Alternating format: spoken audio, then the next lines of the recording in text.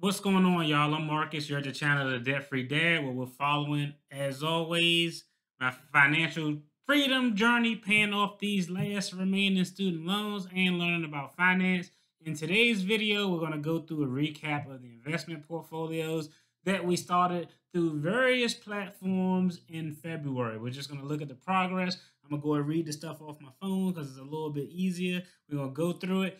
And I'm going to talk about the latest crypto rage and what's going on with it and what's my thoughts. Before we get started, I'm a licensed attorney, but I'm not your attorney. So if you want legal advice or financial advice, go there. Go somewhere else. Go seek a professional in your area. Go listen to somebody else. Don't listen to me. I'm just telling y'all what we doing in the household, in the compound of the debt-free dad. Now, let's jump into it.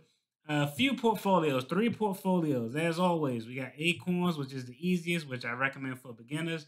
We got the Webull Portfolio, and we got the crypto portfolio through Coinbase. We're going to just talk about where we are with each. Okay, crypto portfolio. Right now, I'm taking a look at it. We put about $960 into the crypto portfolio. The current portfolio value, and I'll throw this up on the screen, is $1,151 and a little bit of change. So that portfolio is making progress. As always, if you're new to investing, you don't know what stocks to pick and what stocks to buy, just open the Acorn portfolio. It exposes you to Facebook, Tesla, Google. Tesla is going crazy right now, like $1,100 or something a share. But it exposes you to all that, and it based your investment strategy based on your current age and when you plan on retiring. They'll take all that information, come up with a strategy for you, and allocate your money based on that. The older you get, the more conservative that portfolio gets to allow you to keep all of that good profit that comes down the pike. Okay, so that's number one. The next portfolio that we're going to take a look at, we're going to take a look at the I don't even know the name of that portfolio. Webull. We're going to take a look at the Webull portfolio. Right now, the total account value is $4,195. This portfolio is up 87%.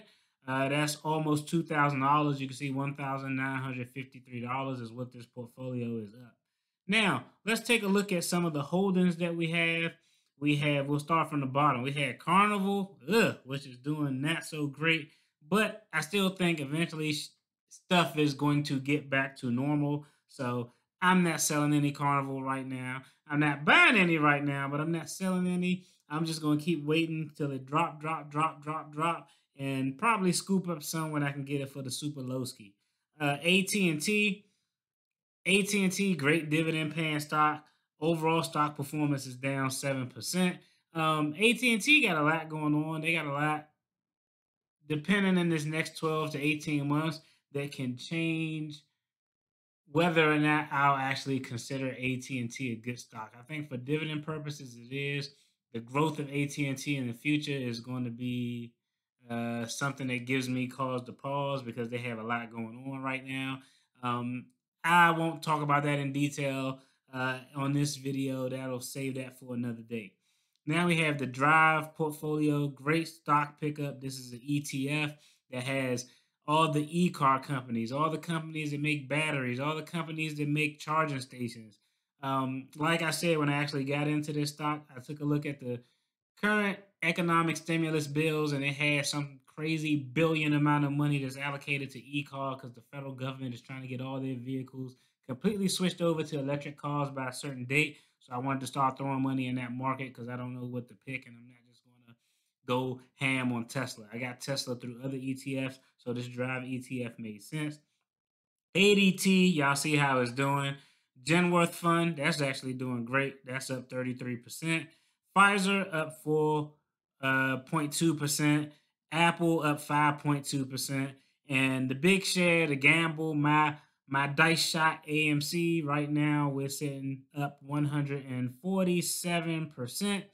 At one point, it was over 200%. This is just one of those things where you're going to ride it out. So let me give you my quick take on AMC. Would I buy AMC right now at the price that it's at? I wouldn't, but I do think there are potential for gains to be had if you want to purchase at the rate of what, 35, $36 or whatever it's trading at. I'm not buying anything because my average buying price is about $14. I started buying back in February when I started this challenge for as low as $9. So I'm just going to hold and just kind of wait to see what happens, see if this stock squeezes, if it pulls a game stock and can hit that magic $400 number. So I'll let you all know. But that's kind of where it's at. This has been the portfolio performance over this month. As y'all know, it's just kind of been rough for stocks in general this month. Historically, September and October are tough months for the stock market. That's just kind of historically, but this has been the portfolio's performance during the course of the month. But that'll just let you all know where we are currently. Now, let's talk about the big dog. The most important stock of the day that we're going to talk about is the crypto stock. Now, let's take a look at the crypto stock. All right, right now, let's take a look at the portfolio balance. My portfolio balance is $5,142. What I have up on the screen right now, or what I'm going to put up on the screen right now, so y'all can see as I'm saying this, is the portfolio value for 1 month. We're looking at a 30-day snapshot here. Earlier this month, this portfolio was valued at just over $3,000, $3,008.02. Now the portfolio value is again $5,142. Let me just tell y'all in short before I talk about anything else, my crypto strategy. I don't buy crypto to hold it and sell it tomorrow or the next day. Most times, and for the most part, 90%, 95% of the crypto that I have, I plan on holding and keeping for a 5 year period, 10-year period, just to kind of see how it plays out. I've actually done the research on a lot of these stocks and looked at uh, what usage, what actual real world use each particular cryptocurrency has. So maybe I'll do a breakdown video later, but my general idea on cryptocurrency is dollar cost average and buy a little bit every month and just hold and just hold. If you're actually doing your a good research on it, just kind of understanding the crypto market, what it does, understanding blockchain, what blockchain does, actually being able to see the real world usability of particular cryptocurrencies, you'll probably be okay. But my theory for most of my crypto investments is to just grab it and hold on to it. Okay, now we're going to look at some of my holdings. Okay, my first holding is Ethereum on the screen. You can see Ethereum's performance over the past month. It was low. Now it's trying to get back up to touch those 5,000s that it was touching at some point some months ago. But this is kind of where Ethereum is. Ethereum is probably my number one pick. If someone said, "Hey, I want to invest in one cryptocurrency, what would it be?" It would probably be Ethereum.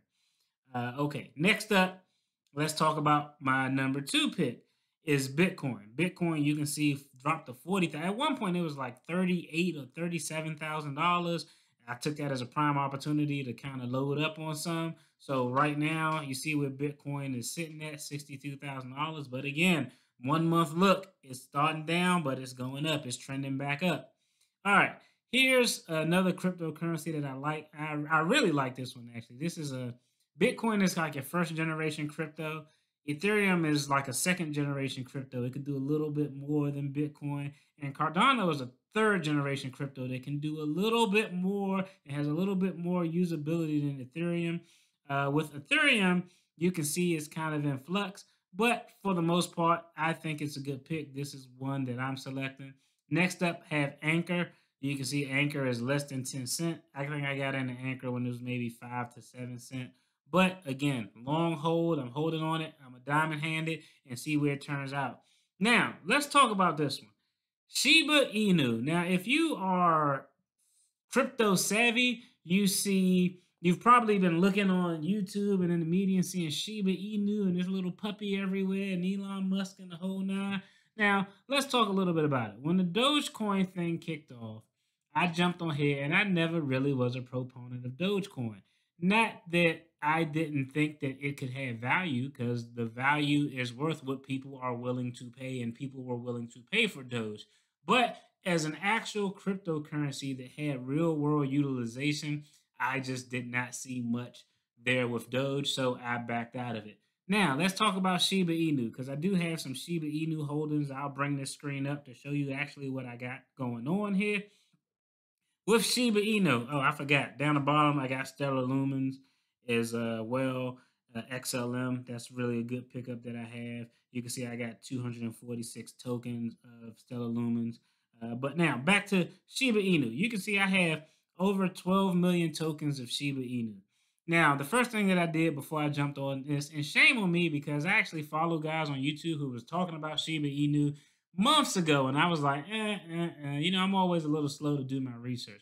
But I actually did some of the research with regard to Shiba Inu, the token, what it does, what they anticipate it doing. I'll tell you to keep it short and simple. I do see more real world usability with Shiba Inu than Dogecoin. So if someone said, which one of these tokens are more usable in the real world? Without a doubt, in my opinion, I do think it's Shiba Inu. They're actually working on developing their own blockchain. Um, and they're actually about to hit the testing phase with developing their own blockchain. But I think it definitely has much more real world utilization and potential than Shiba Inu. I mean, than Doge. Now, some of the things that will give people cause to pause is when you have these tokens and they just have a quadrillion tokens out there for people to buy. With Bitcoin, there's a set amount of Bitcoin out there in the ether.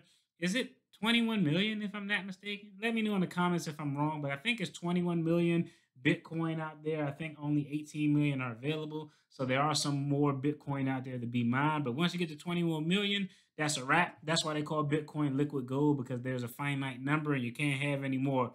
With Shiba Inu, it's a shitload of them out there.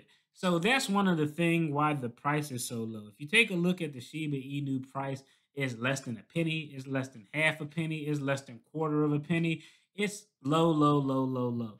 So I guess my big takeaway for Shiba Inu, if anyone is thinking about looking into it, do your own research. One of the things that stuck out with me was that it does have more real world use than Dogecoin. So I said, that's a good point, number one. One of the negative things was that it was just so many goddamn tokens out there. However, as they decrease the volume of tokens out there, the price will likely continue to rise up. And so essentially what happened is the creators of Shiba Inu are coming up with creative ways to burn tokens off. Essentially what burn tokens means is, hey, if you have, let's say you had 3 trillion coins out there, for example, and you wanted to burn off 1 trillion, I mean, at 1 trillion, that means you're going to get rid of 1 trillion coins. So essentially what happens is they found out creative ways to burn off these coins by sending a certain amount of coins to a crypto wallet that's just kind of a dead wallet. And those coins get burnt off. As they burn off these coins, again, the supply reduces, and like we know, when demand is high, supply is low, it'll drive the price up. So they are continuing to burn off tokens at a relatively fast pace. But that was one of the reasons why I decided to jump into Shiba Inu. Plus, I don't really every now and then I feel like, you know, because crypto is such a small portion of my portfolio, less than 1%, or maybe 1%. No, I ain't gonna say 1%. Mm, it would probably be probably about 3%. But crypto is 3% of my portfolio. I'm sitting here doing the math in my head. It's probably about 3% of my portfolio. So considering that most of my entire, you know, portfolio is in retirement accounts, tied up in property, um, 2 to 3% of my portfolio in crypto isn't a big deal. So kind of like with AMC, I thought Shiba was a good opportunity for me to have a play that's a high risk, high reward play. I'll tell you, I put about $200 into Shiba Inu, and I have over 12 million tokens. I have 12.1 million. Let's just round it. 12.1 million tokens. Currently, the value of my Shiba Inu is $605. And this, I literally just bought it maybe 10 days ago. So there's great potential for it to go through the roof, but there's great potential for it to bottom out. Again, like I said, I plan on holding for a while, so I'm not really concerned. So my recommendation to you is if you're investing, in the crypto market. Do a small percentage of your overall investment portfolio. Do your research so you can understand the difference in certain cryptocurrencies and what they do, what their real world functionality is. And if you buy understanding that there are going to be huge swings. One day you may be up 30%, one day you may be down 30%. If those type of things make you sick to your stomach, you may want to go invest in an ETF and stay out the crypto market if your stomach can't take it. But I just wanted to give a recap where the portfolios are. Hey, y'all start investing. If you're scared, start out with the Acorns account. It's simple, it's easy, but your money will grow and it's worry free. You can just put it on autopilot with whatever you can do.